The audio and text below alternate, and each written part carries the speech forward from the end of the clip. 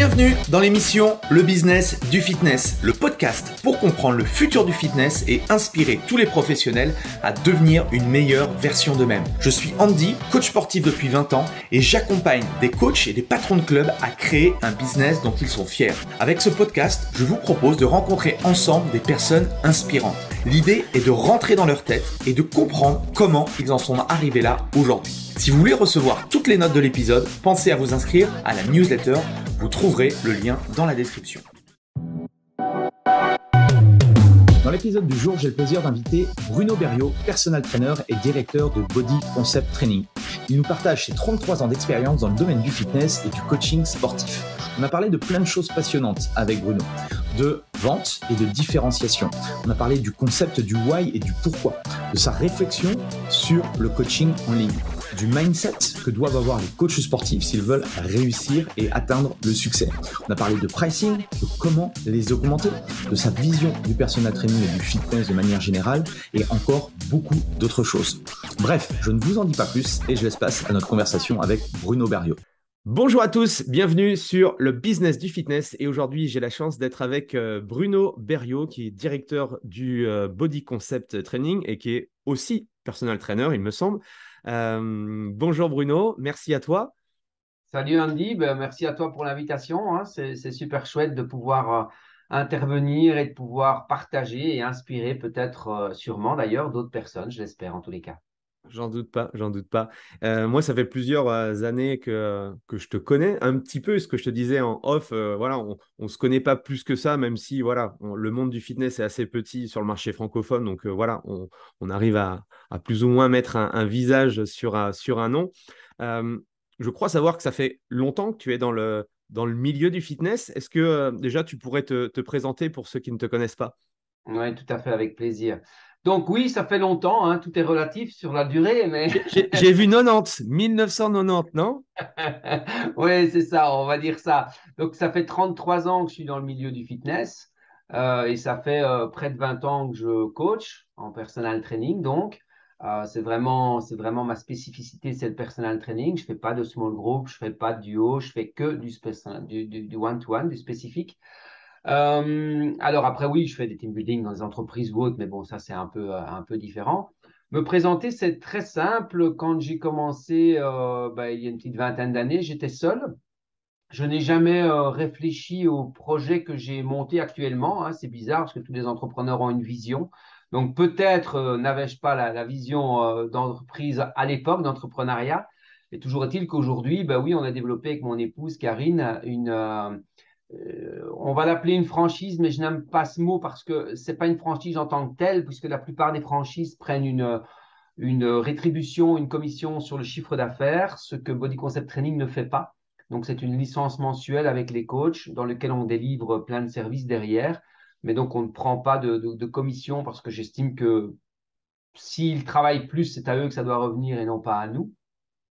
J'ai développé donc Body Concept Training, ben oui, il y a 18 ans maintenant au niveau de la société et nous sommes un peu plus de 60 répartis sur la France, la Belgique et Luxembourg. Pour continuer la petite présentation, j'ai des formations en communication, en marketing, en leadership et un peu en psychologie aussi, puisque forcément notre métier touche à l'humain, donc c'est que ça m'intéresse et si ça m'intéresse, j'ai envie d'apprendre et j'apprends toujours aujourd'hui. J'ai fait une formation NASM en 2020, donc c'est la formation IREPS 4, hein, formation bien connue aux États-Unis, un peu moins connue en France, mais ça va venir, je n'en doute pas. Et puis, vous voyez derrière moi, Andy me présente en tant que directeur de Body Concept Training, mais je suis aussi formateur pour Formation Coach Pro, qui est une autre société que j'ai développée en 2020, en décembre 2019 exactement. Une formation qui n'est pas comme les autres, c'est-à-dire que je n'avais pas envie d'être une formation de plus et de donner de la physio, de la nat, de la bioméca, enfin tout ce que tout le monde donne déjà. Il y a déjà d'excellentes formations dans ce domaine. Moi, ce qui m'intéressait, c'était plutôt donner une formation de terrain, c'est-à-dire pas de l'enseignement qui sort d'une théorie précise, mais plutôt un enseignement qui sort d'une expérience précise, un partage d'expérience de plus de 20 ans sur le terrain du personal training et sur les erreurs qu'on peut commettre au début pour faire gagner du temps aux autres simplement. Leur donner des conseils, leur donner des idées, leur donner de l'inspiration, tu en parlais tout à l'heure, et puis de la motivation aussi à tenir bon. et surtout de la remise en question, hein, bien se dire que quand on ne réussit pas, c'est pas forcément à cause des autres, c'est très souvent à cause de soi.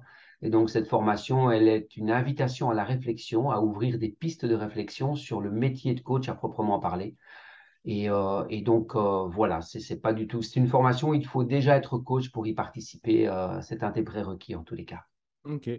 Et si on revient au tout début, à la jeunesse, comment tu as démarré dans le coaching, dans le personal training? Pourquoi tu es arrivé voilà, dans ce milieu-là? Alors en fait, tu sais, je crois que le coaching, bah, on a tous une mission de vie, hein. Après, les vies antécédentes, ça on n'y croit pas. Ma mission de vie, en tous les cas, depuis que je suis petit, j'ai l'impression que je suis là pour aider les autres à avancer. J'ai eu une enfance pas très très chouette, pas très reluisante. Bon, au niveau scolaire, j'ai rien fait, donc j'ai fait rien comme études. J'ai fait des études de mécanique générale qui n'a aucun intérêt dans le personal training, je dirais. Par contre, j'ai eu un papa alcoolique et donc qui a toujours réduit ses enfants à rien. Donc, me faire croire que j'allais arriver à rien dans la vie, que j'étais juste bon à évidemment peut-être ramasser des immondices et encore. Donc voilà, c'est ce que j'ai entendu pendant toute mon enfance. Et bah, il y a deux possibilités de réaction à celle-là, hein. Soit c'est la révolte, et soit c'est la descente en enfer, ou soit on a envie de prouver que la personne s'est complètement gourée. Et j'ai plutôt choisi de manière inopinée cette voie-là. Et quand j'ai commencé dans le métier de personal training, c'est parce que je suis rentré dans une salle de sport pour m'entraîner pour moi-même. Comme beaucoup d'entre nous, coach, c'est devenu une énorme passion. Et donc, j'ai dévoré des bouquins, j'ai dévoré enfin, plein de choses qui parlaient de ce sujet. Et puis, bah, c'est vrai que comme j'étais très assidu et avec beaucoup de conscience, les amis de cette salle venaient me voir en me disant, mais tu as des beaux résultats, comment tu fais? Moi aussi, je voudrais. Et voilà, ils venaient chercher, ils étaient avides de conseils. Je l'ai fait comme beaucoup de coachs, encore une fois, en amateur. Et puis j'ai eu l'opportunité de faire une formation et en me disant, mais en fait, c'est génial, il y a une formation, il faut que je la fasse. Et donc, j'ai fait cette formation il y a 20 ans. Et puis, bien entendu, j'en ai fait beaucoup d'autres depuis. Mais voilà comment je suis arrivé dans ce métier. Ça va me permettre, ta question est excellente puisqu'elle va me permettre de te dire que déjà à 14, 15, 16 ans, je faisais du coaching, non pas physique, mais mental. Et aujourd'hui, trop peu de coachs caricaturent le coaching sportif uniquement avec l'idée du sport. Moi, j'ai toujours cet aspect de coaching sportif plutôt du côté mental que sportif. Et en fait, le métier de coach sportif comporte deux mots. C'est parce que ce n'est pas un seul métier, mais bien deux métiers. Il y a l'aspect du coaching, donc l'aspect accompagnement, et puis l'aspect sportif. Mais faire du sport que pour faire du sport, c'est pas simple d'en vivre. Donc mon public aujourd'hui, tu l'auras compris, notre public et notre philosophie au sein de Body Concept Training, c'est vraiment un public de tout un chacun, en fait, et pas uniquement des gens qui veulent faire de la performance. Excellent. Et comment parce que tu parlais tu as parlé d'état d'esprit, de mindset, et c'est vrai que, comme tu l'as dit, dans la vie, on a voilà, on a deux chemins. C'est soit, voilà, tu disais, tu parlais de révolte ou autre, ou soit de descente aux enfers. Euh, Ce mindset, il s'est construit comment? Il s'est construit dans l'adversité, ou est-ce que tu as eu des déclics par rapport à, je sais pas, des lectures, des mentors? Comment? Parce que même en tant qu'entrepreneur aujourd'hui, on en discute avec des coachs ou avec les professionnels. C'est vrai que être bon techniquement, c'est important, mais quand on a une entreprise, il y a aussi le mindset d'entrepreneur qui est hyper important. Comment toi, tu t'es forgé ce mindset-là? Alors, tu sais, je ne vais pas, je suis pas quelqu'un qui se met à en lumière quand il n'y a pas lieu d'être. En fait, ça me vient un petit peu naturellement. Donc, je vais avoir l'honnêteté de te dire qu'aujourd'hui, je ne lis pas assez. Alors, je pourrais parler, enfin, contre moi en disant ça, parce qu'aujourd'hui, pareil, il faut dévorer les livres, faut vraiment apprendre, apprendre, apprendre. Je n'ai pas de mentor en fait. Mon mentor, c'est moi-même. Donc après, c'est pas que je ne suis pas inspiré dans les séminaires que je vais faire. Je les choisis très précisément. C'est d'ailleurs très souvent Karine qui les choisit, mon épouse. Elle sait ce que j'aime et elle sait ce dont on a besoin et surtout ce qui m'intéresse. En fait, j'ai décidé que dans la vie, je ferai ce que j'ai envie de faire, ce qui me fait plaisir en fait. Et donc, bah, quand tu sais ce que tu aimes, bah, forcément, tu te diriges vers tout ça. Le mindset, il est venu dans l'adversité, dans la résilience, tout à fait. Euh, voilà, je n'ai pas, j'ai voulu vraiment démontrer que si je voulais, je pouvais y arriver. Et aujourd'hui, en fait, dans mon métier, bah, tu vois, il y a pas d'hasard. J'ai développé le coaching par rapport à des gens que je veux amener à un objectif précis, à des gens que je peux aider pour arriver là où ils ont envie d'être. Je parle des coachés.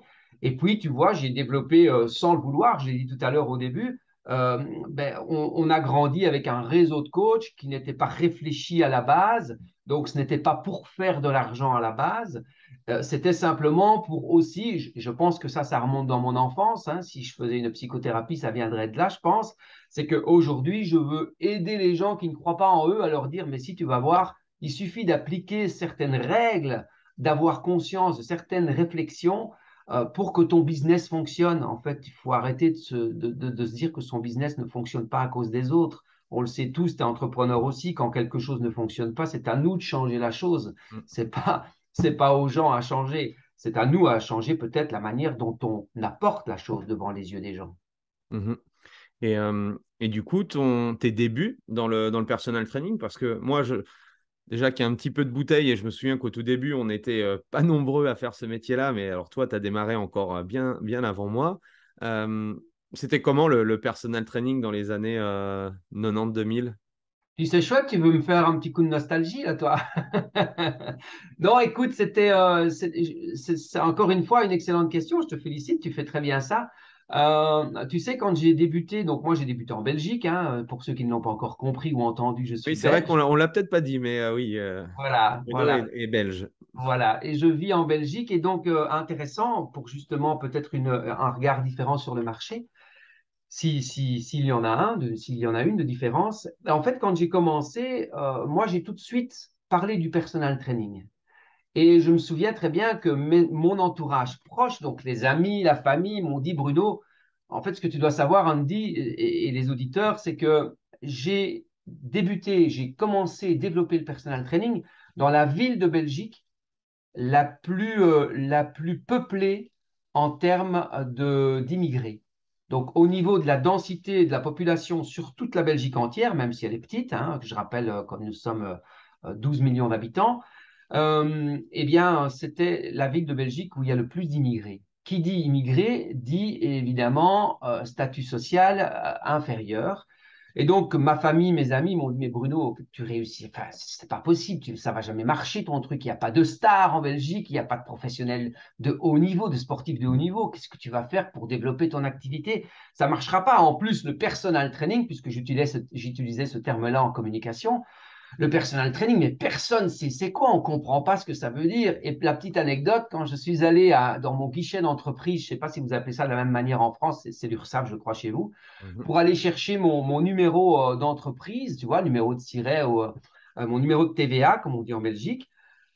En fait, il n'y avait pas de catégorie. Donc, quand la personne m'a dit, d'accord, et vous allez faire quoi comme métier d'indépendant? Et donc, je leur ai dit, bah, personal trainer. OK, bah, c'est C'était quoi quelle ça? année ça, tu te souviens? C'était je pense que c'était 94, 94. Attends, mon épouse me dit non, elle est derrière. Pardon, 2004, excuse-moi, 2004. Euh, oui, 2003 ou 2004. Et donc, ça n'existait pas. Il n'y avait pas de catégorie qui reprenait cette activité. Et regarde, aujourd'hui, c'est incroyable, il en pleut partout des coachs. Et Non, mais moi, donc, à la base, c'était, tu sais, c'était les coachs, t'étais coach des stars d'Hollywood ou des stars un petit. Enfin, c'était vraiment réservé. Enfin, ça a été introduit aux États-Unis et c'est arrivé chez nous, mais oui, les coachs de stars, on appelait ça les coachs de stars en fait à oui, l'époque. tout à fait. Hein, c'était Madonna et toute la clique. Et donc, ben, pour reprendre le début et clôturer ce sujet du début, eh bien, écoute, ça peut paraître surprenant, mais c'est vrai que j'avais beaucoup réfléchi aux choses à mettre en place. Et en en un mois, mon agenda était full sur un mois de temps. Et Donc, ça ressemblait à quoi alors le business model? C'était des ventes, des carnets de séances? T'avais réfléchi à. Tu te souviens? oui, oui, mais je me souviens. En fait, je n'ai pas beaucoup changé, Andy. Et aujourd'hui, je pense que si on doit apprendre une chose aux jeunes qui commencent pour développer le métier, aujourd'hui, beaucoup ne pensent et ne croient qu'au réseau, mais il n'y a rien à faire. Ça reste un métier d'humain. Et donc, évidemment que si on peut aller directement à la corde sensible, c'est-à-dire chez l'humain proprement parlé, ben, on a vraiment fait une grande partie du chemin. Donc, c'est pouvoir aller expliquer. J'ai très vite compris qu'en fait, parler de moi n'était pas important. J'ai très vite compris que les gens ne voulaient pas savoir qui j'étais. Les gens voulaient savoir ce que je pouvais faire pour eux. Et donc, en fait, c'est les bénéfices qu'il faut apporter aux gens. Quel va être le bénéfice de collaborer avec moi? Qu'est-ce qu'ils vont en retirer? Et donc, oui, j'ai été vraiment trouver les gens, j'ai poussé les portes, enfin voilà, j'ai été voir des entrepreneurs et j'ai vraiment été expliquer mon métier et surtout les bénéfices de mon métier. Pas mon métier pour parler de moi, mais mon métier pour leur expliquer ce que je pouvais leur apporter. Ouais, là, il y a deux choses importantes que tu dis. C'est que, en un, il faut déjà aller vers les autres. Et je me rends compte qu'aujourd'hui, bah, on se repose un petit peu trop sur faire des stories Instagram. Et j'ai rien contre les réseaux, hein, il faut vivre avec son temps. Mais c'est vrai que, Il faudrait être con de ne pas les utiliser. certes, mais un business commercial, et on faisait avant, comment on faisait, enfin, il faut réfléchir aussi comment on faisait du business avant Internet. C'est que, voilà, comme tu dis, on allait vers les autres et ça reste un business d'humain, de relations humaines. Donc, en un, effectivement, c'est trouver des systèmes pour rencontrer plus de personnes, parce que plus je vais rencontrer de personnes, plus je suis susceptible, effectivement, d'avoir des rendez-vous. Et la deuxième, effectivement, la notion de vente, qui est aussi pas forcément innée. Et en discutant aussi avec beaucoup et moi-même ma propre expérience, c'est vrai que au début, on ne sait pas trop vendre, quoi. On ne sait pas trop s'y prendre. Donc déjà, tu avais… et comment tu avais eu les clés de tout ça? Parce que tu n'avais pas de formation, formation d'école de commerce ou de choses. C'est encore des choses qui étaient naturelles pour toi? Ouais, c'est naturel chez moi, mais avant de répondre à cette question-là, il y a quelque chose qui m'interpelle dans ce que tu dis. Et je veux absolument le mettre en avant parce que c'est ce que je donne dans la formation que je donne qui s'appelle Prospecter, Vendez, Coacher Premium. En fait, ça dit bien ce que ça veut dire, hein. Ça résume l'activité d'un coach. D'abord, je dois prospecter, ensuite, je dois pouvoir vendre et ensuite, je dois pouvoir coacher. Tu parlais de vente, bah oui, que c'est pas évident et on n'a pas ça en soi forcément, la vente. Mais en fait, la plupart des coachs, pour ne pas dire 99% des coachs, ils pensent que la chose la plus difficile dans notre métier, c'est de vendre. Je ne suis pas du tout d'accord avec ça. En tout cas, à chacun sa réflexion. La mienne est la suivante. Pour moi, ce n'est pas la vente qui est difficile. Ce qui est difficile, c'est de se différencier et de se valoriser. De montrer quelle valeur va être pourquoi moi et pourquoi pas un autre. Et pour ça, je vais devoir travailler sur ma différenciation. Et pour pouvoir travailler sur ma différenciation, je dois travailler d'abord sur ma mission, ma vision et mes valeurs. Et la plupart des coachs ne pensent qu'à travailler sur, comme tu le disais, leur story Insta ou Facebook. Donc, encore une fois, les réseaux, c'est évident qu'il faut les associer et qu'il faut à notre business et à notre réussite. Aujourd'hui, ils sont là, ce serait vraiment dommage de s'en priver. Avant, il fallait acheter le journal pour lire des infos. Aujourd'hui, l'utilisateur devient le commercial. Donc c'est vraiment formidable de mettre ça à notre disposition. Mais dans ma vision des choses, la chose la plus difficile n'est pas de vendre, c'est de se différencier et de se valoriser. Je m'explique encore un peu plus loin. C'est que si j'arrive à me différencier clairement dans une approche différente et de me valoriser réellement sur l'expertise de mon métier, je ne vais pas devoir vendre, on va m'acheter. Et la notion est complètement différente. Est-ce que tu pourrais nous donner un petit truc, un petit exercice pour que les gens réfléchissent justement à cet élément différenciateur? Parce que c'est vrai qu'aujourd'hui, on dit souvent que vu le nombre de concurrents et de personal trainers sur le marché, comment toi, tu pourrais les sensibiliser justement en plus de réfléchir à leur pourquoi, à leur vision, à leurs valeurs? Est-ce que tu as un petit exercice qui pourrait justement leur permettre en tout cas, de brainstormer, de réfléchir à ça? Bah, écoute, on va prendre l'exercice que tu connais probablement. C'est moi, je vous invite tous à faire l'analyse de SWOT. L'analyse de SWOT, c'est les forces, les faiblesses, les opportunités et les menaces. Où sont mes forces, où sont mes faiblesses par rapport aux autres, bien évidemment. Pour que je puisse me positionner, je dois tenir compte de 3 facteurs. Je dois tenir compte du produit, de la concurrence, je dois tenir compte du niveau de service où je veux aller. Enfin, je dois tenir compte de plein de choses en fait. Mais il y a des éléments qui sont importants. Et donc, faire cette analyse de SWOT, quelles sont mes faiblesses, quelles sont mes forces, quelles sont mes opportunités, quelles sont les menaces que je véhicule. Et suite à ça, je vais justement, une fois que je connais ça, je peux chercher des pistes pour me différencier. Aujourd'hui, la plupart des coachs font la même chose. La plupart des coachs, euh, quand ils commencent sur le métier, eh bien, ils vont regarder sur Internet et ils vont faire téléphoner leurs frères, leurs cousins, leurs cousines pour voir les autres coachs combien ils demandent et ils vont se mettre juste en dessous parce qu'ils pensent que les gens vont simplement être intéressés à payer moins cher. Or, si on met notre focus sur un meilleur service en arrivant à se valoriser, sur une différenciation de service et de résultats, tu sais, je dis toujours en fait, je parle toujours de moyens et de résultats. Aujourd'hui, tu as fait une super belle photo, ta photo elle est magnifique, tu veux l'encadrer, la photo elle fait 2 mètres, c'est toi qui l'as tirée cette photo, c'est un portrait incroyable, tu veux avoir la vue dessus dans ton bureau ou dans ton salon. Donc tu dis je vais l'encadrer dans un super beau cadre, tu vas l'acheter et au moment donné, tu veux évidemment mettre ton cadre au mur et là tu te rends compte que tu dois forer, tu dois prendre une perceuse pour faire des trous. Mais tu sais, 100% des gens, si on pouvait aller au grand magasin, dans une boutique de bricolage et acheter des trous directement, bah, tout le monde achèterait des trous et plus personne n'aurait besoin de perceuse. Donc la perceuse, ce n'est qu'un moyen d'obtenir le résultat. Et donc, réfléchissez à ça, comment vous pouvez vous différencier pour apporter avec un moyen différent le même résultat. Mhm.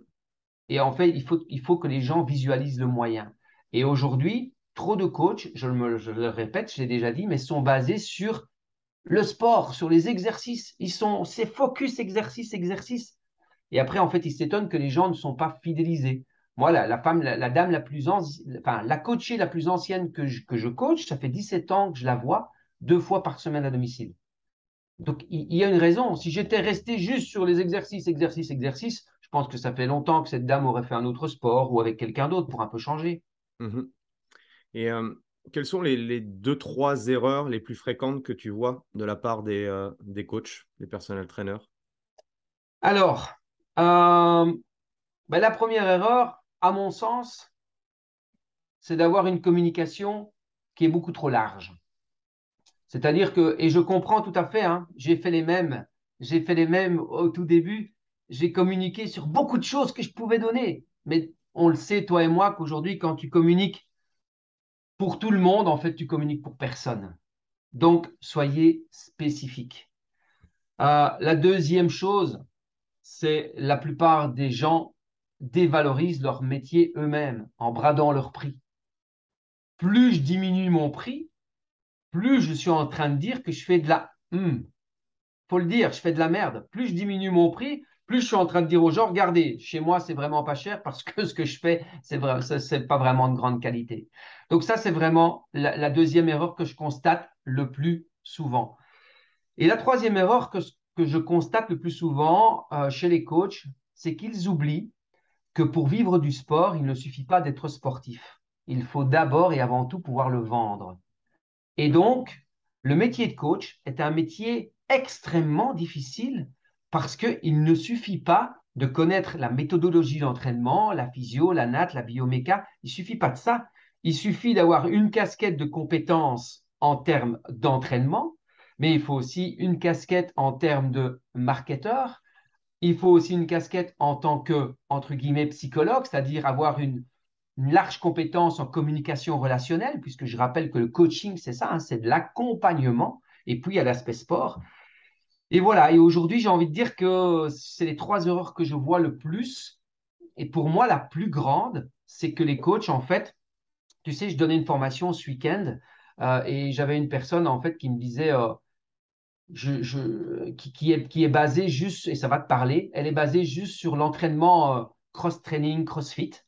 Et elle ne fait que ça avec son public. Et elle venait dans ma formation parce qu'elle a beaucoup de difficultés à prospecter, à trouver d'autres gens, des clients en clair. Et en fait, on a un peu fait le résultat quand je l'ai fait réfléchir à plein de choses. Elle me disait, mais en clair, je devrais ouvrir mon cercle de compétences pour justement pouvoir communiquer, pour attirer un autre public. Et c'est exactement ça. Plus tu as de services à offrir parce que tes compétences sont plus larges, bah, plus tu peux te présenter à un tel public, à un tel public, à un tel public, mais de manière spécifique. C'est-à-dire que je vais adapter ma communication en fonction de la cible recherchée et pas communiquer pour tout le monde en une fois. Oui, le cross-training, le CrossFit, c'est qu'un outil parmi, on va dire, tous les outils que l'on a à notre disposition en tant que personal trainer. Excellent.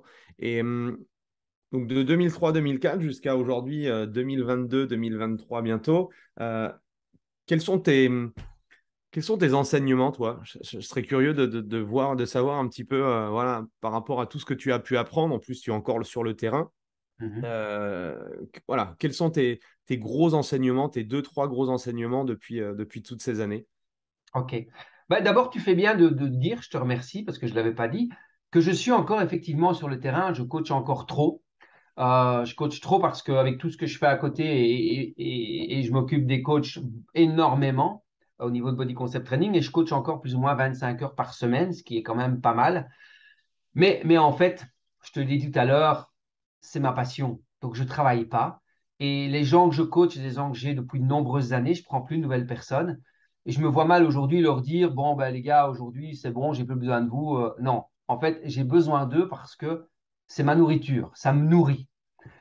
Et je m'épanouis vraiment à avoir des gens, des publics différents dans le coaching. Alors, au niveau de l'enseignement, je dirais que le premier pour moi, ce qui me saute aux yeux, c'est qu'en fait, il faut savoir pourquoi vous faites ce que vous faites. Moi, je sais pourquoi je fais ce métier. Je fais ce métier parce que je l'ai choisi. Je fais ce métier parce que je m'épanouis dedans à 150%. Je fais ce métier parce que je ne me lève jamais, même si je suis sorti la veille en me disant, putain, je dois encore aller coacher, j'en ai marre. Jamais. Parce que je prends du plaisir dans ce que je fais. Aujourd'hui, Est-ce que ce why, il a changé au fur et à mesure des années? Est-ce que ça, voilà, ta réflexion par rapport à ça, elle a changé ou c'était depuis le début, ça a été la même ligne directrice? oui, ça a toujours été la même ligne directrice. J'ai toujours été conscient que quand je partage un moment, et dans une séance, je partage un moment d'1 heure avec une personne, avec qui j'ai envie. Il y a une différence, Andy, par rapport au début et maintenant, c'est qu'au début, je prenais tous ceux qui voulaient que je m'occupe d'eux. Et aujourd'hui, alors depuis quelques années, ça, je sélectionne mon public. Ça veut dire que je suis plus difficile sur ma clientèle. J'ai vraiment envie de passer des moments de qualité avec des gens et non pas juste enseigner à quelqu'un comment on peut faire pour atteindre un objectif. J'ai envie, moi aussi, égoïstement, d'apprécier le moment que je partage avec les gens. Donc ça, c'est pour moi quelque chose de fort. Et aujourd'hui, ne nous voilons pas la face, beaucoup de coachs font ce métier parce qu'ils rêvent à beaucoup d'indépendance financière. Ceux qui réussissent dans ce métier on gagne très bien sa vie, il faut le dire. Moi, je gagne très très bien ma vie. Et, euh, et ça fait rêver beaucoup de gens, j'en suis conscient. Alors, je fais un peu le rapport avec les chanteurs hein, qui réussissent dans leur carrière et puis tous ceux qui sont là à The Voice et qui rêvent d'avoir la même chose. Ben oui, il y a beaucoup d'élus et peut-être trop peu de réussite à mon sens, mais trop peu de réussite de la faute des coachs. Moi, je suis quelqu'un qui est cash et je remets la responsabilité là où elle doit se placer. Et aujourd'hui, les coachs qui ne se remettent pas en question suffisamment sur eux, sur leur manière de faire, sur leur méthode, sur leur approche, il est là le problème dans leur réussite. Et franchement, je vais dire, tu sais, si ça m'était arrivé 2 fois, je n'oserais pas le dire comme ça. Si je peux l'exprimer avec autant de certitude, ben c'est juste qu'aujourd'hui, on a plus de 60 coachs au sein de Body Concept Training répartis sur 3 pays et que parmi ces coachs, il y a des gens qui galéraient. Il y a des gens qui n'arrivaient pas à trouver des clients, ou il y a des gens qui bradaient énormément leur prix et qui aujourd'hui travaillent au double, voire au triple de ce qu'ils faisaient avant, et qui ont aujourd'hui leurs agendas remplis. C'est quand même la preuve qu'il y a une méthodologie, il y a quelque chose à mettre en place. Et oui, ça se réfléchit, ça s'expérimente aussi. On a l'avantage comme je te l'ai dit tout à l'heure, j'ai aussi l'avantage d'avoir fait des erreurs et de m'en être aperçu et d'avoir changé la donne et de m'apercevoir que ça fonctionne mieux. Et ça, aujourd'hui, on le repartage avec les gens. Et donc, les enseignements, ben, donc la première chose, c'est de savoir pourquoi on fait ce que l'on fait. On est de nouveau dans la mission, hein, Andy. Et Mhm. puis, le deuxième enseignement, c'est que je trouve qu'il y a un éloignement de l'humain dû au web, dû à Internet. C'est-à-dire que malheureusement, le métier de coach, encore une fois, à mon sens, ça n'engage que moi ce que je dis, euh, perd de sa valeur dans le mot coach, dans le mot accompagnement. Il augmente peut-être dans le côté sportif, parce que c'est un métier qui évolue, il y a plein de recherches, il y a plein de nouvelles études, il y a plein de méthodologies. Mais dans le premier mot du métier, dans le mot coaching, il perd de sa valeur parce que justement, aujourd'hui, qu'est-ce qu'on voit? Je suis désolé de le dire. Enfin non, je ne suis pas désolé de le dire. Je suis content que tu me donnes l'opportunité de le dire. Mais aujourd'hui, on voit énormément de coaching en ligne. Et en fait, je ne parle pas de coaching en visio comme si tu pourrais me coacher ou je pourrais te coacher maintenant en visio. Je parle de programmes qui sont faits, qui sont vendus en ligne. Et combien de formations on ne voit pas pour des... Alors, je ne sais pas si tu le fais, parce que je sais que tu donnes des formations aussi. Donc, peut-être tu le fais, mais ce n'est pas grave. C'est juste mon opinion et ce n'est pas une critique, c'est un constat.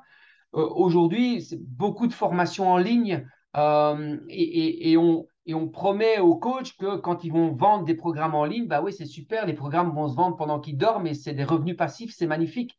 Alors oui, c'est vrai, mais pour moi, on se trompe d'appellation. C'est pas du coaching, c'est de la programmation. Et la fille, une des filles que j'avais ce week-end en formation, qui vend beaucoup de programmes en ligne, me disait, en fait, elle a compris. Elle dit, moi, toutes les formations que j'ai faites jusqu'à présent, c'était en ligne et je vends beaucoup en ligne aussi mes coachings. Je ne me rendais pas compte d'une séance de coaching, ce que c'était vraiment à tel point de correction, d'analyse, de tout percevoir, de motivation et autres. Elle dit, je me rends compte maintenant qu'en fait, quand je vends quelque chose en ligne, c'est impossible de faire ça. C'est pas parce que je ne suis pas une bonne coach, c'est le concept de vendre un programme en ligne ne le permet pas tout simplement. Et donc, ça, pour moi, c'est aussi un enseignement où je trouve que ceux, en tout cas, qui veulent suivre à faire comme les autres, j'ai envie de dire, voilà, on suit le mouvement et on se dit, ouais, mais si je ne le fais pas, je vais perdre de la distance, je vais perdre du marché parce que regarde, aujourd'hui, le marché, il est là. C'est faux. Pour moi, aujourd'hui, le marché n'est pas là. Le marché, il est où on veut qu'il soit en fonction de la cible qu'on va toucher. Donc, voilà. Alors, peut-être que dans 30 ans, Andy, mon discours ne tiendra plus la route parce qu'on aura la génération suivante. Eux sont habitués avec les écrans et peut-être qu'ils fonctionneront comme ça dans 20 ans. Ils feront du sport que comme ça. Je ne sais pas. Mais en tout cas, aujourd'hui, c'est l'enseignement que je tire sur l'historique de mon métier. Intéressant. Et le métier, alors c'est difficile d'avoir des statistiques dans notre marché, mais Mhm. souvent on dit que un personal trainer, la durée de la carrière, c'est 2, 3, 4 ans maxi. Ouais. Toi, ça fait plus de 20 ans. Qu'est-ce que tu pourrais dire du coup aux jeunes coachs pour éviter aussi de se cramer de se cramer complètement les premières années et pour durer dans le temps, surtout pour ceux qui veulent véritablement construire une carrière sur le long terme et pas justement faire 2 ans et puis changer de job. Comment tu fais toi pour durer? Parce qu'il y a aussi, quand on est entrepreneur ou quand on est indépendant, il y a cet équilibre vie professionnelle, vie privée qui n'est pas forcément évidente. Quels sont voilà, les enseignements que toi, tu as pu justement mettre en place pour Ok. durer? Ok, tes questions sont pertinentes. J'en profite, je te félicite encore une fois et je te lance pas des fleurs, hein, je le pense Merci. sincèrement. Et je te remercie de cette opportunité de ce partage. En fait, l'équilibre entre vie professionnelle et indépendante n'est pas compliqué parce qu'en fait, l'équilibre de vie va s'observer en fonction du temps, en fonction de la durée. À combien de temps je réserve à ma vie privée, combien de temps je réserve à ma vie professionnelle, combien de temps je réserve à ma vie sociale, combien de temps je réserve à ma vie personnelle. En fait, tu pourrais très bien diminuer ton temps de travail par deux si tu doubles tes tarifs par deux. Donc, on garde un très très bon équilibre, on garde la même rentrée financière, on a juste changé la durée. encore une fois, la difficulté pour les gens, c'est de se dire, mais en fait, est-ce que ce que je fais, ce que je propose, vaut quel prix en fait? Les gens qui arrêtent au bout d'un an, 2 ans, 3 ans ou 4 ans, et 4 ans, tu es très gentil, hein, on sait, toi et moi, que c'est généralement beaucoup moins. En fait, la bonne question, c'est de se dire, pourquoi est-ce qu'ils arrêtent? Qu'est-ce qui fait qu'ils arrêtent? On le sait tous les deux. Ce qui fait qu'ils arrêtent, c'est qu'ils n'arrivent pas à rentrer suffisamment d'argent. Donc, ça voudrait dire qu'il n'y a pas suffisamment de clients. Alors, je vais être sympa, on va juste rester sur la France. Il y a 68 millions de Français. Il n'y a jamais eu autant de mise en lumière que des bienfaits de l'activité physique aujourd'hui. Il n'y a jamais eu autant de coachs. Et il y en a encore bien peu pour la population française. Il n'y en a pas assez, en fait. Et on dit aujourd'hui, ouais, le métier de coach, ça ne marche pas parce que la mentalité des gens à tel endroit, parce que les gens ne mettent pas d'argent pour faire du sport, les gens n'ont plus assez d'argent, le niveau de vie diminue, tatati, tatata. Non, c'est faux en fait. Le métier de coach, les gens l'arrêtent parce qu'ils n'ont pas suffisamment d'argent. C'est-à-dire que l'étape numéro un, la base, c'est quand je sors de formation et qu'on me donne ma carte pro, parce que vous, en France, vous devez avoir un accès pour la profession, alors qu'en Belgique, pas du tout. Ce qui est aberrant, hein, je suis aussi d'accord, mais il y a à boire et à manger. C'est-à-dire qu'en Belgique, ceux qui veulent vraiment faire ce métier, ils vont vraiment aller se former parce qu'ils en ont besoin. Ouais, moi je trouve pas ça. Alors, il y a forcément en France, il y a les pour et contre. Et moi qui ai travaillé en Belgique et travaillé en Suisse où le modèle est sensiblement le même, moi je trouve ça intéressant parce qu'en soi, moi je pars du principe que si tu as véritablement envie de réussir, c'est pas un diplôme qui va te permettre de réussir, c'est justement cet apprentissage continu. Donc c'est pour ça que j'aimais bien aussi votre modèle, le modèle belge et le modèle suisse, parce que bah oui, de toute façon.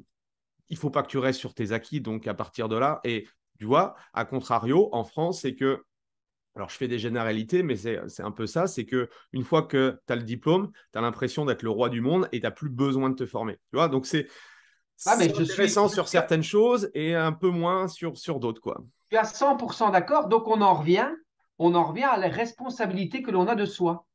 Tout nous appartient, en fait. Est-ce que je me contente d'avoir eu ma carte pro? En fait, est-ce que je me contente d'avoir mon permis de conduire? Mais quand j'ai ma licence théorique, ça ne veut pas dire que je sais conduire une voiture. Mais je peux très bien dire, ouais, j'ai mon permis. Ouais, mais j'ai pas de voiture. Donc, ici, ça revient tout à fait à la même chose. C'est que c'est vrai que je le constate. J'avais une personne qui est venue de Carcassonne, enfin de Montpellier, parce qu'il venait juste de déménager. Il a fait la transition le week-end avant. Il a fait 12 heures de route pour venir en Belgique faire la formation prospecter, Vendée, coacher premium. Ça, c'est pour moi, le gars, je l'ai proposé de le loger chez moi pour lui éviter les frais. On l'a logé chez nous parce que je trouve qu'il a une motivation, une détermination, il sait où il veut aller. Tu fais pas autant de route si tu n'es pas certain de ce que tu veux. Et en fait, ben, il me le disait, il a eu sa carte pro, il est sorti de son BPGEPS et il s'est dit, OK, et maintenant mes clients, ils sont où? Comment je vais les chercher? Qu'est-ce que je fais? Il me dit, moi, dans mes stages, j'ai tout fait sauf du personal training. Donc, il y a un réel problème sur l'enseignement français, je dirais, peut-être ailleurs. Mais donc, c'est pas parce que l'enseignement est mauvais enfin, ou en tout cas n'est pas suffisamment excellent parce que l'enseignement n'est pas mauvais. Je retire ce que j'ai dit parce que tout l'aspect méthodologique et l'aspect Non, du mais quotidien, il est très bon. Mais c'est surtout qu'aujourd'hui, on réduit le nombre d'heures. Donc, à un moment donné, tu peux pas. Enfin, je veux dire, ouais, même t'as beau leur enseigner les meilleures choses possibles, si t'as pas de temps, oui, je c'est suis tout à fait compliqué. d'accord. Donc, à toi de le prendre et de te rendre compte de ce dont tu as besoin. Tu sais, moi, aujourd'hui, quand j'ai des gens qui me contactent pour la formation, leur première question, elle n'est pas basée sur le contenu de la formation. Elle est basée sur une question, est-ce que cette formation est subsidiée? À savoir, qui va me la payer, la formation? Mais c'est un truc de fou, en fait. Moi, ça ne me dérange pas d'investir 1000 euros si je sais que derrière, elle va m'en faire gagner 3. Mais investir 150 euros, si je ne suis pas certain que derrière, je vais en rentrer 300, ça ne m'intéresse pas d'investir 150 euros. C'est ça la démarche. Donc, on est de nouveau dans le mindset et dans la réflexion. C'est une question d'état d'esprit. Pourquoi je veux faire ce métier et jusqu'où je suis prêt à m'investir pour réussir? Mm. Voilà. Et ça, c'est un des gros travails à faire de la plupart, enfin, de tout le monde. Mais c'est vrai qu'au niveau mindset, c'est ça le premier frein, je pense, de la non-réussite ou de la réussite des uns et des autres, quoi. Alors, parce qu'en fait, c'est notre éducation. On vit dans une société d'assistés. On nous aide pour tout, en fait. Et tu vois, et c'est peut-être là, et je le dis souvent, hein, quand on me demande, tiens, Bruno, si tu refaisais ta vie, est-ce que tu ferais la même chose? Je te l'ai dit en tout début d'entretien, j'ai eu une enfance très compliquée, qui était vraiment pas réjouissante. Et ben pourtant, oui, je la referais. Si j'étais sûr d'une chose, c'est d'être la même personne que je suis aujourd'hui. Parce que je suis convaincu que les difficultés et les épreuves auxquelles j'ai dû faire face ont construit la personne que je suis aujourd'hui. Et Mhm. ça m'aide énormément dans l'état mental, dans mon mindset. Ça m'aide énormément. Et j'en suis bien conscient et je n'en joue pas, hein. C'est juste que je suis certain que l'assistanat, ça déresponsabilise la personne. Mhm. Donc, ce n'est pas le bon chemin, à mon sens. Maintenant, une question qu'on me pose souvent, je pense, et qu'on me pose également beaucoup, c'est je vends mes séances de coaching aujourd'hui à 20-30 euros de l'heure. Comment je fais pour les doubler? Tu parlais de doubler ou de les tripler. Qu'est-ce que tu pourrais partager, toi, comme conseil par rapport à cette notion de pricing? Déjà, tu nous en as déjà parlé par rapport à cette notion de valeur et on ne vend pas du temps, mais on vend des résultats, des bénéfices. Est-ce que tu pourrais, du coup, argumenter ou, même chose, partager un petit exercice pour que chacun puisse euh, faire son petit bonhomme de chemin parce que je pense qu'avant tout, le pricing, c'est pas un problème de demander un prix à quelqu'un, c'est plutôt de se convaincre que le prix que je vais demander, c'est le bon, quoi. Et avant de convaincre les autres, il faut se convaincre que le prix qu'on va proposer, c'est le bon. Oui, tout à fait. Ah, je vais te donner un petit exemple, puisque tu me demandes comment faire pour que les gens puissent comprendre qu'ils peuvent demander plus. En fait, je vais te retourner la question. Qu'est-ce qui s'est passé dans l'automobile quand on se souvient que les voitures avant, elles étaient beaucoup moins chères, mais elles étaient aussi beaucoup moins équipées. Avant, si tu te souviens, il n'y avait même pas de rétroviseur à droite. Et puis, sont venues certaines marques de voitures qui ont mis une option pour avoir un rétroviseur à droite. Et puis, certaines marques de voitures l'ont mis d'office. Et si tu regardes bien, avant, il n'y avait pas de vitre électrique. Puis, c'est venu en option, les vitres électriques. Puis, les voitures les ont mis de série, certaines marques. Mais à chaque fois, le prix a augmenté. Et à chaque fois que le prix augmente, ben, il y a des choses dans ta voiture que tu ne dois plus prendre en option, c'est compris dedans. Tu ne sais plus, aujourd'hui, si tu voulais avoir une voiture sans les vitres électriques, c'est impossible. C'est compris dedans. Et donc, ça répond à ta question, et je pense que tu vois bien où je veux venir. Celui qui veut augmenter son prix, ben, il doit également augmenter son niveau de compétence. Qu'est-ce qu'il va délivrer? Aujourd'hui, quel est le critère de satisfaction d'un coaché en premier? La plupart des coachs vont nous dire c'est le résultat qu'il atteint. Non, c'est faux. Le premier critère, c'est la satisfaction, de satisfaction, c'est la relation qu'il a avec son coach. C'est la relation. Donc, je dois travailler sur mon savoir-être. La plupart des gens travaillent sur leurs compétences techniques. Mhm. Mais ce n'est pas ça la base. Les gens préfèrent quelqu'un avec un peu moins de compétences, puisque de toute façon, les compétences, ils ne les connaissent pas eux, donc ils ne savent pas s'en référer. Mais par contre, avec un savoir-faire hautement développé. Et ça, c'est pour moi la base du prix, c'est quelle est l'attitude. Alors après, je ne dis pas qu'il faut rouler les gens et vendre n'importe quoi où je ne suis pas compétent. Je dis simplement qu'il faut savoir que si tu augmentes ton prix, il est logique que tu dois augmenter tes compétences. Quand je vais dans un hôtel, étape hôtel, je sais très bien que si je vais dans un Ibis style, j'aurai une autre qualité de service. Et si je vais dans un 4 étoiles ou un 5 étoiles, ce sera pareil. Dans l'Oreca, ce sera pareil. Si je vais dans un McDo ou dans un étoilé, j'aurai un autre service. Eh bien, dans d'autres métiers, c'est pareil. En fait, le low cost et les niveaux de service et de compétences existent dans tous les secteurs et dans tous les métiers. Sauf que nous, la plupart des coachs voudraient tout de suite gagner de l'or en barre sans avoir suffisamment d'expérience ou sans avoir directement augmenté leurs compétences. Maintenant, tu me posais une question par rapport à il faut d'abord être convaincu soi-même. Et j'avais quelque chose en tête, c'est parti, mais ça va peut-être revenir. En fait, c'est ça. L'exercice, c'est de se demander quel prix je vaux, quel prix je serais prêt à donner pour moi-même. Tu sais, on l'a vu pendant le confinement. Pendant le confinement, pas mal de coachs ont continué à coacher en ligne, c'est-à-dire en visio. Euh, Qu'est-ce qui s'est passé? Il y a des coachs qui l'ont fait gratuitement, alors qu'avant, ils travaillaient à, je vais dire un prix, peu importe, à 60 € la séance. Et comme ils l'ont fait en ligne, bah, ils estiment qu'en ligne, pas vraiment la même chose, mais je le fais pour garder mon client. Comme ça, dès que le confinement sera fini, on pourra recommencer à travailler ensemble. Et forcément, comme je lui ai donné des choses, il va continuer à travailler avec moi. Et certains coachs ont dit, bah ouais, mais je vais quand même, faut quand même que je vis, je vais me faire quand même payer. Mais comme c'est en ligne, je vais le faire à 20 euros. Alors, chez Body Concept Training, on a fait une réunion d'urgence, entre guillemets, pour développer des stratégies en interne et pour se dire comment on fait, surtout que nous, on est Belgique, Luxembourg, France et qu'on n'a pas eu les mêmes règles de confinement. Vous, en France, vous avez été salement réglementé. Vous ne pouviez pas sortir plus de X temps à autant de kilomètres de chez vous. Nous, on a connu ça à un moment donné, mais pas avec des règles aussi fortes. Et donc, on a dû vraiment réfléchir à qu'est-ce qu'on faisait pour aider les coachs. Et en fait, nous, notre prix, il a diminué, mais il a diminué de 10 euros. Il a diminué pour le déplacement. Parce que notre qualité de service, notre compétence, nos compétences, c'est ça qui fait la grande valeur du prix. Ce n'est pas uniquement le déplacement. Quand j'enlève 70% du prix parce que je suis derrière mon écran, ça veut dire qu'en fait, 70% correspond au prix de mon déplacement. Mais ce n'est pas ça le coaching en fait. Et donc, c'est ça. La bonne question pour les coachs, c'est quel prix je vaux aujourd'hui et comment je le définis. Et, euh, et surtout aussi, c'est ça que je voulais dire, je suis content, ça m'est revenu, c'est que la plupart des coachs n'ont pas confiance en leur prix ou n'osent pas mettre un prix à la hauteur du marché, s'il y en a un dans les prix. Pourquoi? Simplement parce qu'eux-mêmes ne mettraient jamais ce prix-là pour faire une séance de sport. Eux-mêmes ne mettraient jamais 80 à 100 € pour faire une séance de sport avec un coach. Mais ils ne le mettraient pas pourquoi?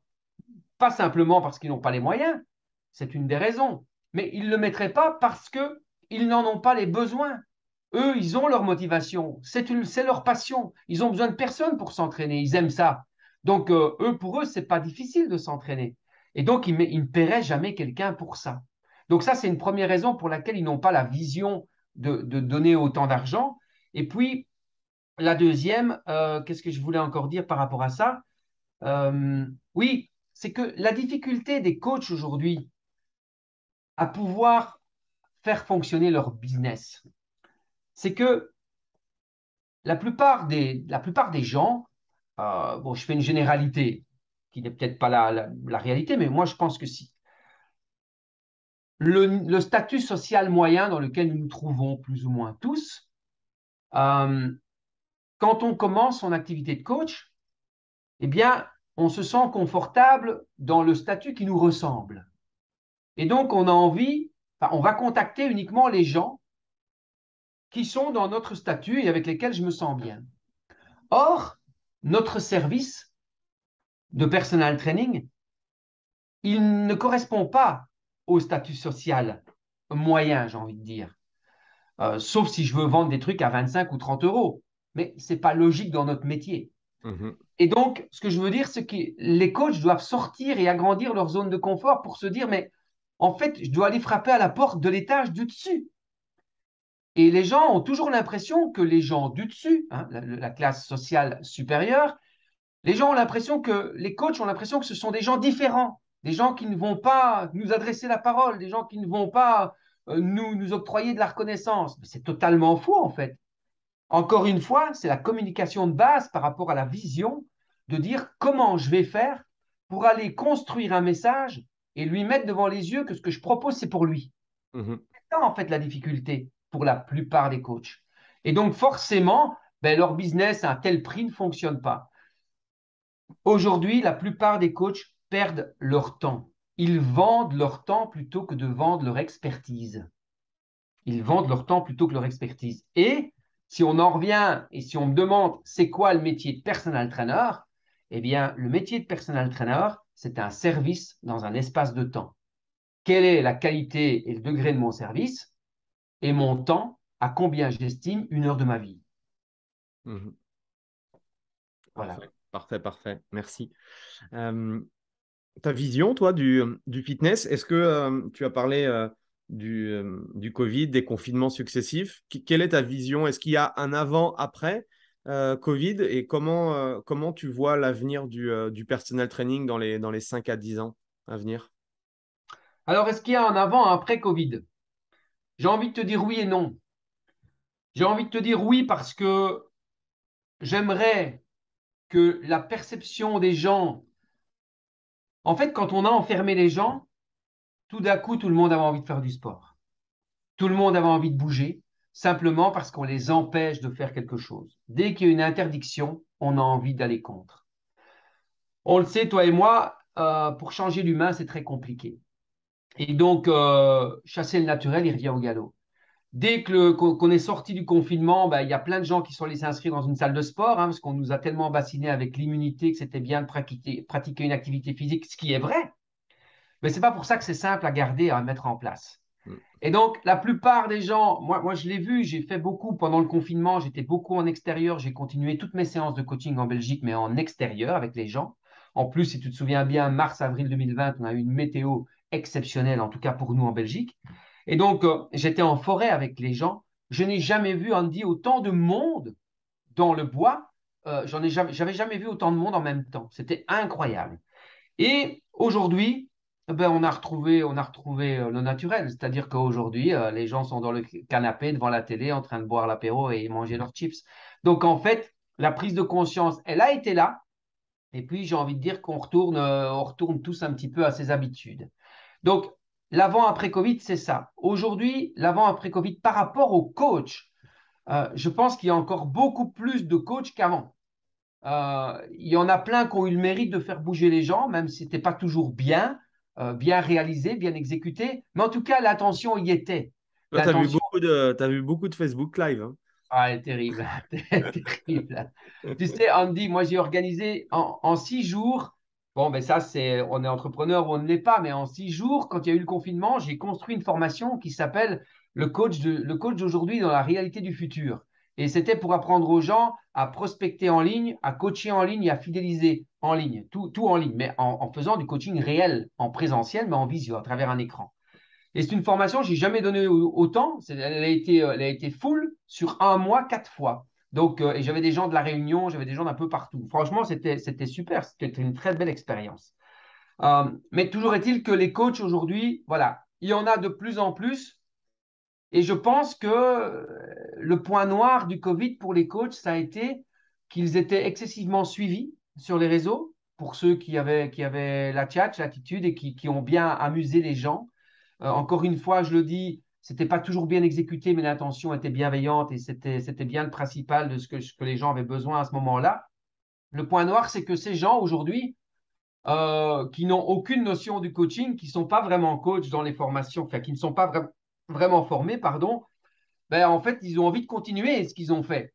Alors, vont-ils se former pour devenir pro ou vont-ils rester au niveau qu'ils sont parce qu'ils ont récolté 200-300 personnes sur leur Zoom ou je ne sais pas, ou sur le Facebook Live. Voilà, donc ça, c'est ma réflexion par rapport avant et après Covid. Et puis, tu m'as demandé quelle était ma vision du personal training dans les 5 à 10 ans. Euh, j'aurais envie, j'aurais envie qu'elle soit de plus en plus qualitative. En fait, moi, on me dit, je préfère avoir des concurrents d'un niveau, mais pas très, très, très, très, très haut, parce qu'en fait, plus il y aura de bons personal trainers, plus on parlera de notre activité. Aujourd'hui, j'ai pas l'impression que c'est le cas. Il y a de plus en plus de coachs. En fait, ça me rappelle un petit peu les téléphones mobiles. Quand nous, en Belgique, on avait un seul opérateur mobile qui était Proximus et qui tapait dans les prix, mais des trucs de fou, hein. D'ailleurs, tout le monde savait pas avoir un téléphone mobile à cause du coût des communications. Et puis, quand on a eu deux autres opérateurs qui sont venus, bah forcément, ça a ouvert le marché et ça a très fortement diminué les prix. Mais ça a gardé la même qualité. Dans le coaching, j'ai l'impression qu'on a la même chose, mais avec la qualité en moins.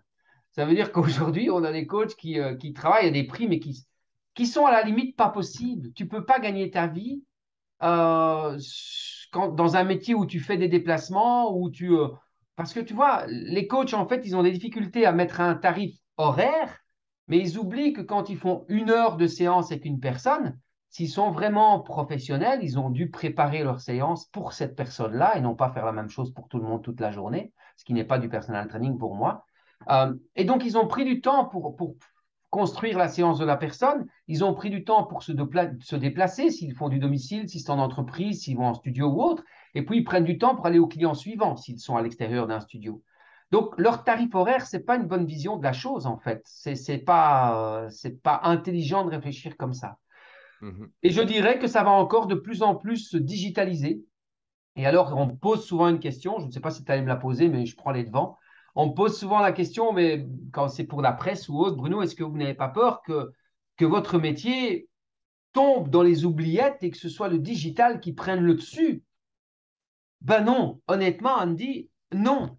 Parce que, comme je te l'ai dit tout à l'heure, pour moi, le métier de coach sportif, c'est 2 métiers en un. Il y a l'aspect humain, l'aspect mental, l'aspect de l'accompagnement que la digitalisation ne pourra jamais apporter. Ça peut apporter plein de choses. Alors nous, aujourd'hui, ben, on a créé notre propre application et aujourd'hui, ce serait idiot de ma part de te dire, je ne crois pas au digital, c'est nul le digital. Non, on s'en sert comme complément, mais on ne s'en sert pas à la place de.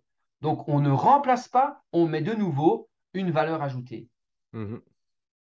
Voilà ma vision un petit peu des choses Et concernant. le fitness, c'est en Belgique, là, depuis la fin du Covid, c'est comment? C'est un peu comme en France, c'est dur, comment ça se passe? C'est dur, c'est dur. Je ne l'ai pas dit dans ma présentation, mais avec mon épouse en 2012, on a racheté les parts de 2 centres de fitness, un low cost et un premium. C'était le plus grand centre de Wallonie, donc en Belgique, 2000 mètres carrés, 2000 membres. Et là, au mois de mai, on vient de déposer le bilan de cette salle. On a été très impacté par le Covid. Alors, on a eu, comme vous, des aides de l'État. Ce qui s'est passé chez nous, c'est que pendant les réouvertures, mais les réouvertures autorisées avec le Covid Safety Ticket, donc tu vois, où il fallait le code barre pour rentrer dans les salles, beaucoup de sportifs ne voulaient pas se faire vacciner, à tort ou à raison, on ne va pas rentrer dans ce débat-là aujourd'hui. Et, euh, et donc, on a perdu beaucoup de membres. Donc, on a perdu 600 membres quand on a pu réouvrir l'établissement. Donc, bah, tu te doutes bien, 600 membres, c'était une perte sèche de 30 000 euros par mois.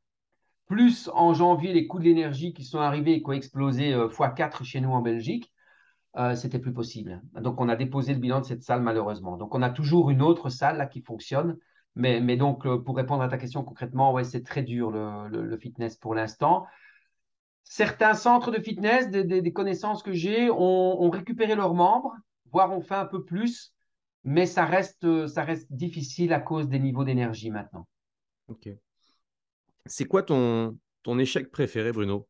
Est-ce que tu as un échec préféré? Mon échec préféré, ah, tu me prends au dépourvu là. Euh, Mon échec préféré, euh, c'est de croire qu'on est le meilleur. Mais c'est peut-être pas la réponse que tu attendais. C'est Ah peut-être non, si, si, non, le non, mais sens de ta question. Est-ce que ça répond au sens de ta question ou ouais, pas? ouais, oui, oui, ça répond, ça répond, ça répond.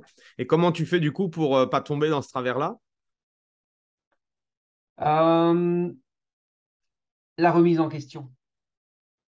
La remise en question et surtout ne pas copier les autres. Parce que, en fait, quand tu crées, quand tu as cette réflexion pour créer, celui qui crée est toujours devant. Mhm. Celui qui copie peut suivre, mais il sera toujours derrière. Donc, c'est ne pas arrêter de créer. Et tu nous as parlé au tout début que ton modèle, c'était le one-to-one, du coup. Qu'est-ce que Ouais. tu pourrais, du coup, partager aux coachs pour leur dire effectivement que c'est un des business models les plus intéressants par rapport à notre métier? Comment tu valorises, toi, le fait que le one-to-one, c'est un bon business model pour nous, les coachs? Alors, en fait, je ne vais pas me permettre de dire que c'est le meilleur business model. Je vais revenir sur le fait de se dire, ce qui est important pour moi, c'est de savoir pourquoi je fais ce que je fais. Et ce qui est important pour les coachs, quand je leur demande, explique-moi pourquoi tu fais ce que tu fais. C'est-à-dire qu'aujourd'hui, beaucoup de coachs font des small group training. Et pourtant, c'est bizarre. ils communiquent sur leur page qu'ils font du personal training. Mais sur des photos et des vidéos, tu ne vois que des small group training. Et donc, je leur demande, explique-moi pourquoi tu fais ce que tu fais. Et je la connais, la réponse. La réponse, c'est, je fais des small group training parce que je n'arrive pas à trouver des gens qui vont me payer suffisamment cher ou au tarif normal pour moi vivre, et normal, c'est subjectif, pour moi vivre en travaillant raisonnablement et en ne faisant pas 15 heures par jour. Euh, et donc, j'ai trouvé le moyen de faire des small group training parce que des small group training, je prends 10 à 12 personnes. Écoute, encore la semaine dernière, j'avais quelqu'un au téléphone qui me dit, je vais faire des small group training, mais ce sera plus ou moins 15 personnes. Et je lui dis, excuse-moi, je suis désolé, mais c'est plus du small group training. Ça vient, à un moment donné, il faut mettre des limites quand il faut. Mais c'est plus du small group training. Mais oui, mais comme ça, je peux vendre à 7 ou 8 euros la séance et j'aurai forcément beaucoup de monde et je me trouve dans un tarif horaire qui me correspond. Donc, voilà, je ne suis pas en train de dire que c'est pas bien de faire du small group training. Si tu regardes sur le site Body Concept Training, tu vas voir un onglet small group training. Pourquoi? Parce qu'on a 60 coachs et que là-dedans, il y en a qui aiment faire ça. Alors, si tu le fais parce que tu aimes et que tu es épanoui, c'est super et continue. Parce que si tu es épanoui dans ce que tu fais, ça va forcément marcher avec les réflexions qui suivent derrière. Par contre, ce que je peux dire, c'est que faire du one-to-one, ça me semble la base de mon métier. Je sais qu'en France, on n'aime pas les anglicismes, mais personal trainer, c'est un entraîneur personnel.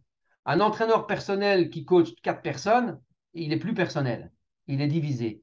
Donc, voilà, moi, je reste sur mon exclusivité. Ce qui va créer le business, pourquoi est-ce qu'aujourd'hui, on ne vend pas des sacs Vuitton dans la revue, dans le catalogue des Trois Suisses ou la Redoute, ou je ne sais pas si ça existe encore, mais enfin, voilà, pourquoi on ne les trouve pas? Pourtant, on trouve des sacs. Oui, mais l'exclusivité Vuitton, tu ne vas pas la trouver là. Donc, c'est ça, en fait. C'est de nouveau, on en revient à son positionnement, sa mission, vision, valeur, pouvoir être sûr de ce qu'on offre et rester spécifique à ce que l'on fait de mieux. Ne pas vouloir tout faire comme tout le monde. J'ai un gars qui m'appelle la semaine passée pour me vendre de l'électrostimulation. Alors, je connais très bien et il m'explique et je connais très bien la marque puisque je serai au Fitex ici au mois d'octobre et notre stand sera à côté d'eux. Donc, je les connais très bien. Et il me dit, oui, mais c'est un tort de ne pas vouloir. Tu as 60 coachs, tu pourras avoir une rétribution dessus. Mais en fait, moi, je ne veux pas gagner de l'argent sur le dos des coachs. C'est pas ça. Je veux les aider à réussir. Et oui, je suis payé pour ça. Mais là, c'est normal parce que je travaille. Gagner de l'argent sur le dos pour un produit, ça ne m'intéresse pas. Je ne vis pas avec ça. Ça, c'est une chose. La deuxième chose, c'est que, et il me dit, mais tu sais, aujourd'hui, la tendance, elle est dans l'EMS et il faut y aller parce que sinon, tu vas regretter. Mais non. Enfin, moi, encore une fois, ça n'engage que moi. Mais je ne regrette pas de suivre mon chemin et de rester en dehors du sentier. Ça ne m'intéresse pas de faire la même chose que les autres. C'est pas faire la même chose que les autres qui me font réussir. Jusqu'à présent, ça fait 20 ans et ça me prouve que c'est pas aller en faisant la même chose que les autres que je réussis. C'est en étant différent. Donc, je vais toujours rechercher comment je vais me différencier. Et là, Donc, pour les... je me Oui, permets, mais là, tu dis un point important où souvent on croit que c'est parce qu'on aura le nouvel outil, un EMS, une nouvelle kettlebell, un TRX ou le truc à la mode qui va faire qu'on va réussir. Alors que je suppose qu'on te donne un stylo et une serviette et puis tu vas quand même réussir à faire des séances d'entraînement pour les gens. Tu vois, c'est là où, en fait, c'est un peu. C'est- Nous, on a eu la chance de démarrer. Il n'y avait aucun outil sur le marché. Et donc, forcément, il fallait qu'on entraîne les gens avec rien du tout, quoi. Donc, en soi, c'était peut-être un peu plus facile dans ce sens-là, parce que je sais qu'aujourd'hui, c'est vrai qu'un coach qui démarre, il a une palette d'outils, de méthodologies où je pense qu'il est véritablement perdu, quoi. Et c'est vrai qu'il faut faire attention à ça, de ne pas essayer voilà, de vouloir être partout, parce qu'à la fin, on est nulle part, quoi. ouais, c'est important ce que tu dis par rapport aux outils parce que moi, je le vois bien dans les formations que je donne et probablement toi aussi. En fait, les coachs entraînent les gens comme eux aiment être entraînés ou avec le matériel que eux préfèrent. En fait, c'est une erreur. Et tu parles d'outils par rapport à nous, on nous donne un bic et une serviette, on va savoir quoi faire avec. Et aujourd'hui, les coachs sont un petit peu perdus. Mais en fait, on en revient à acheter des trous ou la perceuse, hein. On en revient totalement à ça. Et hier, je donnais un webinaire pour, je ne vais pas faire un petit coup de pub, mais pour eBiody, qui est un impédance mètre. Et je leur disais, en fait, donne une truelle, donne un outil, une super belle truelle en or, tout ce que tu veux, à un gars qui n'est pas maçon. tu vas voir comment le mur il va être catastrophique. Donc, il y a l'outil, mais il y a celui qui l'utilise. Et quelle énergie déploie celui qui l'utilise pour pouvoir mettre à profit toutes les compétences de manière optimale. C'est ça, en fait. Ça dépend toujours de nous. C'est pour ça que, pour moi, en échec, rater quelque chose, c'est impossible. En fait, quand tu rates, on te montre, on t'offre une deuxième possibilité pour te dire, allez Bruno, regarde-toi dans la glace, qu'est-ce que tu as mal fait? Qu'est-ce que tu peux faire pour cette fois-ci réussir? C'est ça. Mais trop peu de gens le voient, trop peu de gens le perçoivent. Tu sais, c'est comme, en fait, c'est comme quand tu es dans un entretien de coaching. Je vais donner une petite astuce aux coachs, hein, voilà, ça leur fera du bien. Je dis toujours que la vente, elle commence quand le client dit non. Tant que le client n'a pas dit non, en fait, tu n'as rien vendu. Si tu mets maintenant une petite annonce, quand tu mets une annonce pour une formation en ligne que tu vends, je suis désolé de te dire que tu ne l'as pas vendue. Les gens sont venus te l'acheter. Mais si par contre, ils vont hésiter entre 3 formations et 3 formateurs, ben là, il va falloir qu'on vende tous les 3 et qu'on argumente la différence de nos formations. Et là, quand ils l'achètent, là, on peut se dire, c'est moi qui ai vendu. Et donc, le client, la vente commence quand le client dit non. Et la plupart des coachs sont complètement désemparés quand le client dit non. Et on sait, toi et moi, que la formulation la plus facile quand un client veut dire non, c'est qu'il dit qu'il n'a pas les moyens. Et donc, il dit, oh, je suis désolé, mais c'est trop cher, je ne peux pas acheter.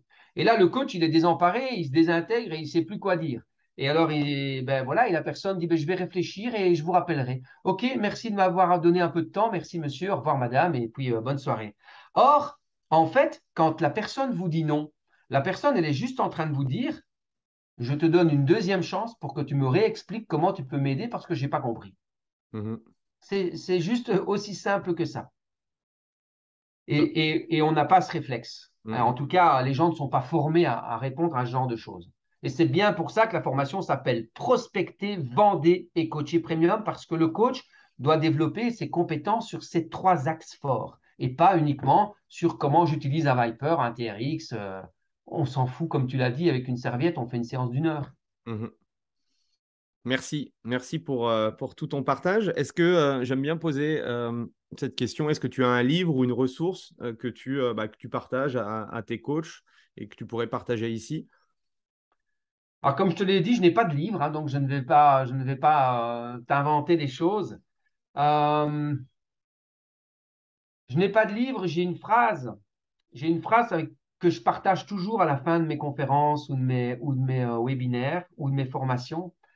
Et cette phrase, pour moi, elle veut tout dire et elle invite à la réflexion. Et je la dis toujours 2 fois parce qu'une fois n'est pas suffisante. C'est pour atteindre ses objectifs, il faut aider ceux dont on a besoin à atteindre les leurs. Pour atteindre ses objectifs, il faut aider ceux dont on a besoin à atteindre les leurs. La vente, c'est simple. Aidez les gens à atteindre leurs objectifs et ils vous aideront à atteindre les vôtres. Je pense qu'on va s'arrêter là. Voilà. Merci en tout cas, Bruno. C'était un réel plaisir de pouvoir échanger, discuter avec toi. Merci à vous tous aussi qui êtes restés jusqu'au bout. N'hésitez pas à mettre un 5 étoiles et un petit commentaire sur le podcast. Ce sera super sympa. Eh bien, plein de belles choses du coup. Et puis, on aura l'occasion du coup de se voir, nous, si tu viens au Fitex à Paris, on se verra là-bas avec grand plaisir. Super, on se voit au Fitex à Paris. Et puis, pour les Français qui n'ont pas envie de se déplacer pour des formations, tiens, je signale, je me permets juste et je profite de ton invitation ici pour le dire. Je serai le 24 et 25 septembre à la Ciotat pour donner une formation d'un week-end. Et puis, je serai également à Paris fin octobre après le Fitex pour donner la même formation Prospecter, Vendez, Coacher Premium. Parfait. Merci en tout cas, Bruno. Au plaisir. Et puis, à très bientôt. À bientôt. Salut, Andy. Merci. Voilà, c'est fini pour aujourd'hui. J'espère que l'épisode vous a plu. Merci d'avoir passé ce moment en ma compagnie. 2 petites choses avant de vous quitter. Si vous cherchez les notes de l'épisode ou que vous voulez tout simplement me contacter personnellement, allez sur mon site andypoiron.com. Donc tout attaché, www.andypoiron.com. Vous trouverez toutes les informations nécessaires. Et dernière chose, et c'est la plus importante pour moi, si vous voulez m'aider à promouvoir ce podcast, eh bien vous mettez un avis 5 étoiles sur Apple Podcast. Si vous regardez cet épisode sur YouTube, eh bien pensez à liker et à vous abonner à ma chaîne YouTube et pensez à en parler autour de vous, pensez à en parler à vos amis ou à vos collègues dans le fitness. Ça permettra véritablement à ce podcast d'avoir beaucoup plus de visibilité. Voilà, en tout cas, merci, à très vite pour le prochain épisode.